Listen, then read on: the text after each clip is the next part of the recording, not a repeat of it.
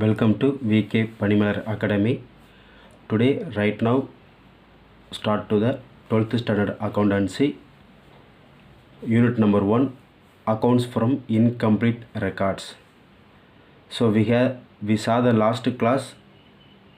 We have find out to the exercise number 10th. Right now I take to the exercise number 11.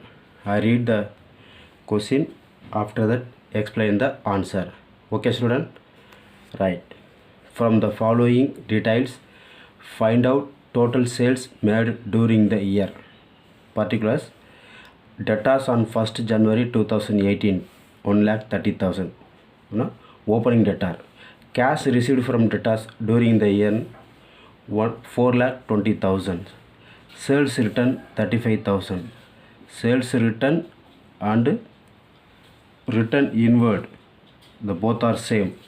Bad debts 15,000. Bad debts means varakadan. Debtors on 31st December 2018 2 lakh. It is a closing debtor. Cash sales 4,60,000. Right? So they are gone by the information. So in the informations we will find out for the credit sales. Credit sales na எந்த மெத்தடில் கண்டுபிடிச்சாலும் நமக்கு credit sales கிடைக்கும் அப்படின்னா total debtors account.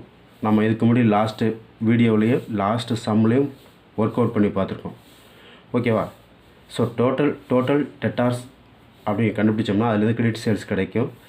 அந்த credit சேல்ஸை வச்சுக்கிட்டு கொஸ்டினில் already cash sales கொடுத்துருக்கோம். இது ரெண்டையுமே ஆட் பண்ணாமல் நமக்கு டோட்டல் சேல்ஸு கிடைக்கும். ஓகேவா? சரி, ரைட். நம்ம சொல்யூஷன் ப்ரிப்பேர் பண்ணலாமா? Right, we will go to the prepare for the solution. Right, so உங்களுடைய accountancy note எடுத்துங்க.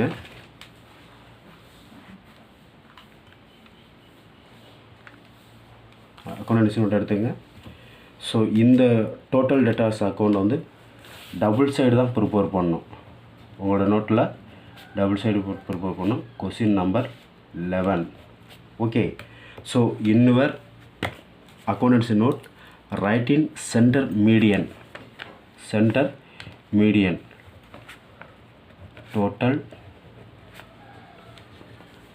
debtors account. So in the total debtors account, having for the double side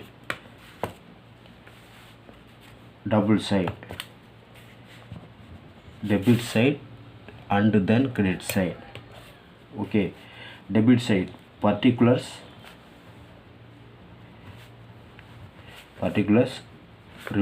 rupees symbol. Credit side particulars and rupees symbol. Okay, right. So we will enter to the transaction. The first debtors on 1st January 2018. This is a opening debtor. So which side is for the entry? So debit side entry போடணும். So start to the VAT balance brought down. So நீங்கள் opening balance entry போட்டால் balance brought down வேடுங்கிறத entry போட்டால் start பண்ணணும். 1,30,000. Okay, for each and every amount, so you put in the comma, don't forget. Right student? Next transaction, cash received from debtors during the year 4,20,000. அந்த particular இயரில் நடந்துகிட்டு இருக்க இயரில் வந்து debtors வந்து cash receive பண்ணிருக்காரு. ஸோ அந்த பர்டிகுலர் பர்சனுக்கு வந்து அது பெனிஃபிட் கெயின். ஓகேவா? அதனால் so we will enter to the என்ட்ரினா credit side, start to the வேட் பை. Okay, cash account. ஸோ ப்ராக்கெட்டில் received. How much of the amount? 4,20,000. 4,20,000. Right? Sales return na, so X Yங்கிற பர்சன் வந்து குட்ஸை சேல் பண்ணியிருக்காங்க. அந்த குட்ஸை சேல் பண்ணும்போது அந்த குட்ஸில் ஏதோ ஃபால்ட்டு மிஸ்டேக்குன்னா அந்த குட்ஸ் ரிட்டர்ன் ஆகும். அதான் சேல்ஸ் ரிட்டர்ன். ஓகேவா? சேல்ஸ் ரிட்டர்ன் இன்வர்ட்னா போத் ஆர் சேம், ரெண்டு ஒன்று தான். Okay, so this is entry, so you are enter into the credit side by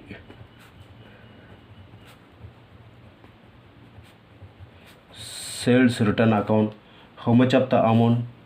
35,000. Next one category, bad debts. Bad debts na, so வாராக்கடன் ரைட்டா. So ஏங்கிறவர் பிங்கிறவருக்கு வந்து business பண்ணியிருக்காரு. அந்த பிஸ்னஸில் வந்து என்னென்னா அதோட அமௌண்ட்டை வந்து கொடுக்காமல் இருக்கார். ஓகே, ஸோ அவர் எப்போ தருவார்னு தெரியாது. Okay, don't note for the time. ஓகேவா, அதனால தான் வாராக்கடன் சொல்கிறோம். It is one of the, so கிரெடிட்டாருக்கு வந்து லாஸு, டெட்டாருக்கு வந்து அது கெயின் பெனிஃபிட். ஓகேவா, அப்போ இந்த ஐட்டத்தை வந்து ஸோ கிரெடிட் சைடு தான் என்ட்ரி பண்ணும். Bad debts account. Okay, how much of the amount? 15,000. ஓகேவா, 15,000. So next debtors on 31st December 2018 அப்படின்னா closing debtor, closing balance. Okay, அந்த டெட்டாருக்கு வந்து அவர் கையில் எவ்வளோ வந்து க்ளோசிங் பேலன்ஸு இல்லை க்ளோசிங் அமௌண்ட் வச்சுருக்காரு அப்படின்னா 2 lakh. ஓகே, இந்த 2 lakhங்கிறது வந்து so which side is the for entry அப்படின்னா ஸோ இந்த we are automatically enter in credit side. Credit side தான் நம்ம என்ட்ரி போடணும். பை பேலன்ஸ்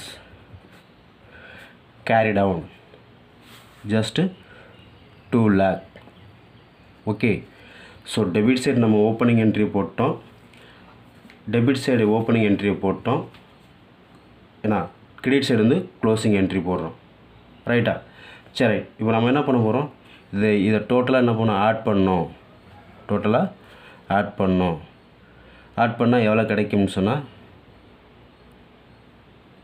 ரைட்டா, ஸோ 4,20,000 ப்ளஸ் 35 4,55,000. 4,55,000 இன்ட்டு 15,000னா 4,70,000. 4,70,000 ப்ளஸ் 2 lakhனா 6,70,000. 6,70,000. Okay student, 6,70,000. ஓகே, ஸோ இந்த கிரெடிட் சைடு இருக்க அமௌண்ட் அப்படி என்ன பண்ணுறோம், நம்ம அப்படியே பக்காவாக வந்து டெபிட் சைடு என்ட்ரி போடுறோம். Right student, right. ஸோ நமக்கு வந்து கிரெடிட் சைடு வந்து 6,70,000 கிடைச்சிருக்கு. பட் வந்து how much of the amount appear in the debit side? 1,30,000. So the both of the amount, so what's the different amount? 6,70,000 1,30,000 ना minus பண்ணால் என்ன கிடைக்கும்? 5,40,000. 5,40,000. ஓகே, இந்த 5,40,000 அமௌண்ட் என்ன பண்ணுறோம்? இங்கே என்ட்ரி போகணும் டெபிட் சைடில். ஓகே, ஸோ இந்த 5,40,000க்கு நம்ம என்ன பண்ணோம்? ஒரு ஹெட்டிங் தரணும். இதுக்கு என்ன சார் நேம்னா சேல்ஸ் அக்கௌண்ட். ஸோ ப்ராக்கெட்டில் வந்து கிரெடிட். ஓகேவா, right. Right student. Then next line, right to the balancing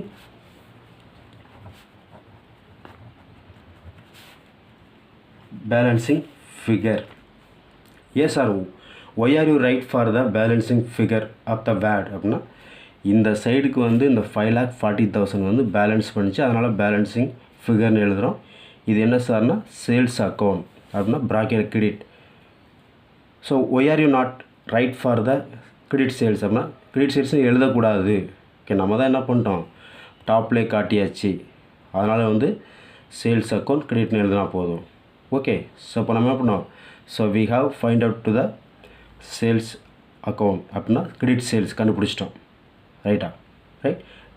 what about the next level அப்படின்னா டோட்டல் சேல்ஸ் எவ்வளோன்னு கண்டுபிடிக்கணும்.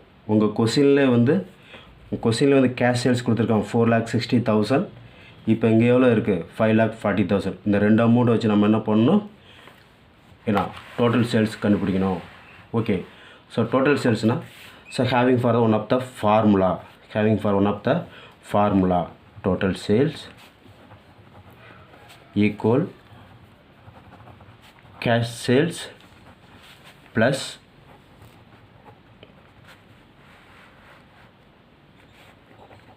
credit sales. Okay, total sales na equal cash sales plus credit sales, right? So what about the amount of cash sales? So they are given by the question. How much of the amount? Rupees 4,60,000. 4,60,000 plus credit sales. Nama just now before, so we have find out for the credit sales. How much of the amount? 5,40,000. 5,40,000. So you are add total for the both of the amount. 4,60,000 plus 5,40,000 equal rupees 10 lakh. 10 lakh. Okay ரைட்டா? சரி, இந்த question number 11ல் வந்து என்ன பண்ணுறோம், டாப்பில் வந்து total debtors account போட்டுங்க. இந்த அக்கௌண்ட் வந்து டபுள் சைடு இருக்கும். லெஃப்ட் சைடு வந்து டெபிட் சைடு, கிரெடிட் சைடு வந்து ரைட் சைடு. ஓகே, ஸோ நம்ம ஓப்பனிங் பேலன்ஸ் என்ட்ரி போட்டிருக்கோம். நான் 1,30,000. அதுக்கப்புறம் பை கேஷ் அக்கௌண்ட் அப்படின்னா cash received 4,20,000. by sales return account 35,000, by bad debts account 15,000, closing debtor by balance carried out 2 lakh. Okay, so the credit side வந்து நம்ம டோட்டலாக அமௌண்ட்டை balance பண்ணோம்னா 6,70,000. அப்படியே என்ன பண்ணுறோம், இந்த பக்கம் என்ட்ரி போகிறோம் 6,70,000. ஸோ கிரெடிட் சைடுக்குள்ள டிஃப்ரென்ஸ் அமௌண்ட்டுக்கும் கிரெடிட் சைடுக்குள்ள அமௌண்ட்டு டெபிட் சைடுக்குள்ள அமௌண்ட்டுக்கு டிஃப்ரென்ஸ் எவ்வளோ அப்படின்னா 5,40,000. Are you clear student? Right. So இந்த பிளேஸில் வந்து நம்ம ஒரு ஹெட்டிங் தரப்போகிறோம், டு சேல்ஸ் அக்கௌண்ட் ப்ராக்கெட்டில் கிரெடிட்.